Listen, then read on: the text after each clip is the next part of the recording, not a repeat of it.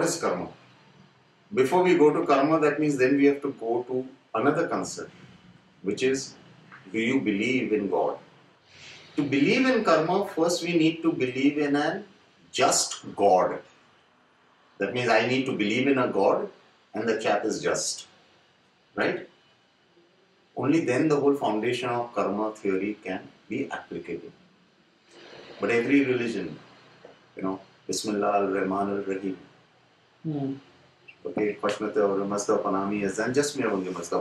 everyone is basically leading to there is a God and he is just. An atheist, if he comes and tells me, I think your theory of karma is crap, I will say, you're an atheist, I completely agree with you, because if I was an atheist, the karma theory is crap.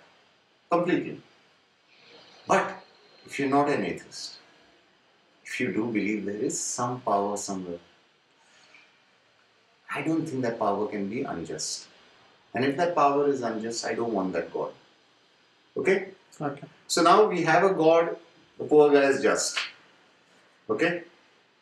Then follows the laws of karma. The laws of karma are very clear. When we started off from the great fire as a spark, we had 100% free will, zero karma, right? We were clean, In our journey with the use of free will, the ramifications of our free will started to grow. Karma is the ramifications of your free will. So I came with 100% free will, and slowly with the use of free will, my ramifications started increasing. Some people have a 50% free will and ramification. Some have 20% free will, 80% just karmic, or what we would say living via destiny. So those things are going to vary. But eventually the law of karma is, as you sow, thou shalt reap.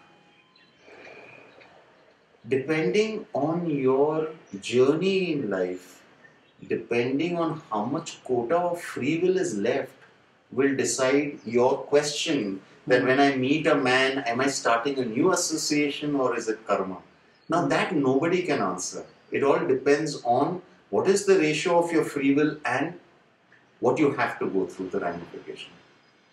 Another thing is, we may, let us assume, have no free will in creating further stuff.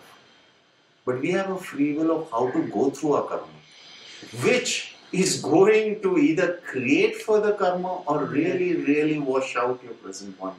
So eventually it is free will. We've started this whole illusionary cosmic mess with the use of our free will. We are going through our own shit because of that ramification of the free will. Now at least wake up and understand, let me use this. I'm going to get a thrashing, let me go through that calmly. That is why Baba keeps saying that the only prayer worth praying is, give me the strength and wisdom to go through whatever is in store for me calmly. Gracefully, with a lot of sense of humor. That is why our elders would bless us, Hasto Keltore. Why? Because they knew, beyond that there is nothing. Because they know karma is not going to change, destiny is not going to change. At least go through it with a smile. So I had a question on karma. What cause and effect are we talking about? From whose perspective? Are we talking about a human society cause and effect? What are the actual laws of karma? Because who's saying that this is right and wrong? According to me, we are saying if I have robbed 20 rupees from your wallet just now, society is saying that, oh, I'm a thief. Let me put it this way. According to the sages, according to the masters, this whole tamasha that is going on, is because we have moved away from the great spirit and have started attaching ourselves to other senses. So from the spirit, I am not the body. I've started living a life that hell to you, I'm only the body. Right? The only way the reunion can take place is when I start dropping everything that is attached to the senses. Okay. Okay? As slowly I start dropping my attachment and my involvement with the senses, my spirit body starts getting back its lost power, and slowly I can take the journey back home. Right? If I say I am the body, I am moving further into the Maya, the illusionary web. But if I say I am not this body, I come from that great spirit, I am the spark of that great spirit, the DNA in that great spirit throbs within me, and he, she, and I are actually one. We will yet be on earth, we will yet be involved with family and job and all the stuff going on, but we will be operating from the spirit. So our attachments will start slowly Weaning off. weaning off, right? What was applicable 200 years ago, which was a norm 200 years ago, is considered to be a sin now. Correct. Earlier, 150 years ago, two guys had a problem, they would say, come out. And they would try and shoot each other's head off, right? Yeah. And so the world at large would continue having their cup of tea and watching this whole, gun battle taking place. And their only concern was where to bury that guy. One guy would be buried, right? Now try it. Now you can't. Correct. Osho says something very nice. There are a few things that he said are nice. One of the things that I've liked is conscious. When you say human conscious is what the society has either approved or disapproved at that given point of time, becomes a human conscious of that given point of time. So I don't think the whole law of karma has come into all this. This is society. A Jain will not eat a potato and an onion. Right? Correct. If he sees someone eating it, he will say, that's wrong. A Hindu might eat chicken and fish, but will not touch cow. A Muslim will not touch pig, will touch cow.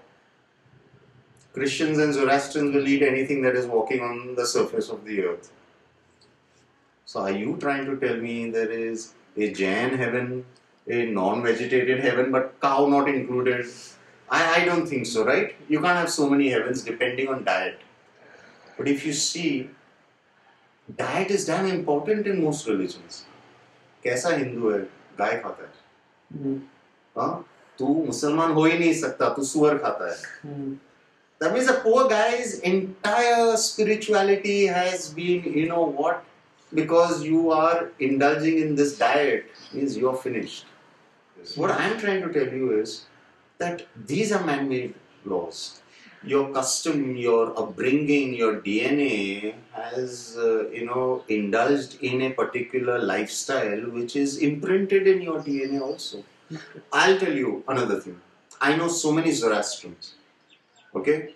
I know so many Christians who, since they have been 6 months old, have spat out any non-vegetarian stuff put in their mouth. That is when you say you're carrying a very strong, imprint from the past. And that individual can only carry it if that individual in the past also has lived a life operating from the spirit rather than the body. Right. If you have operated from the body, you will let the body take over. DNA, upbringing, blah, blah, blah, blah, blah. What the mother has been having, you'll allow all that to take over because you're operating from that. But if you're operating from the spirit, in your real DNA, the memory bank is there. Okay, no, you know what? I'm not going to indulge in all this. Children of thieves and politicians who are really good human beings. Everybody else is a crook.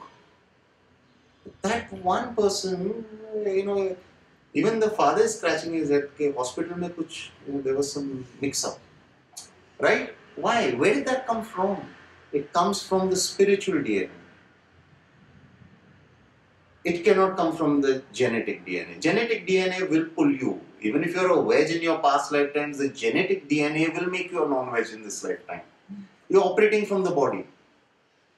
But when you're operating from the spirit, you are dancing to a different tune. Okay? So when you say this is a sin, for whom is it a sin?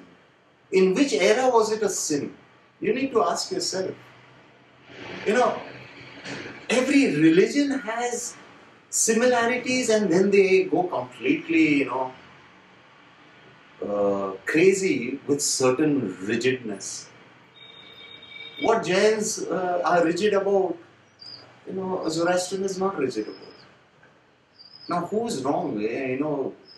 Either one entire community is going into hell for sure. Right or wrong? So I don't believe sin comes from there. I believe sin, the very word, I don't know what it means. I don't know its meaning. But I do believe that when you operate away from the Great Spirit, you are moving away from the Great Spirit. Darkness is bound to come about. Like in the Fakir, Baba tells Rudra that the night does not fall because the sun has moved away. Night comes about is because the earth, that particular part of the earth is shown as back to the sun. So when you show your back to that great fire, you're going to dwell in darkness. I don't know whether it is sin or not. It is just you are prolonging the final merger. And I think that is where the greatest sin is. Zarathustra says the greatest sin is ignorance. Okay? Now I'm sure he didn't mean that each one of us had to know Pythagoras' theorem. I don't think he was talking about that ignorance. He was talking only about this ignorance. Where are you operating from? Are you operating from the body or are you operating from the spirit? And all sins, the so-called sins, have come about from the ruling class, depending on where they stood with that particular emotion. So if a king wanted an particular, maybe a depraved emotion within him to be acceptable, he made it acceptable. Society then didn't consider it to be a sin.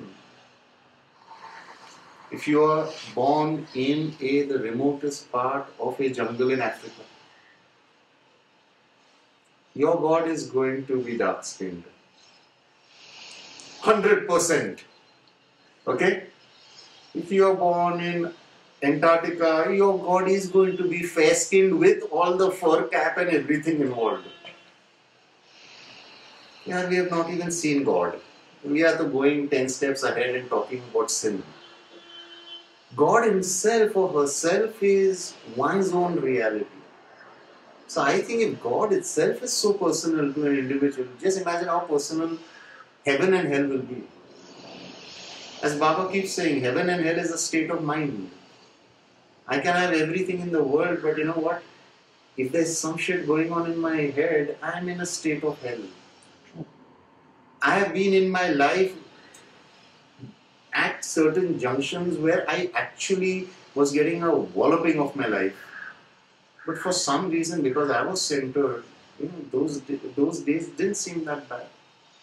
So, heaven and hell, right and wrong, I think they're all each one of our own reality. So I don't think any book can, subscribe 100 wrongs that, brother, you're going to hell. I don't think that can happen. Okay, Jai Baba.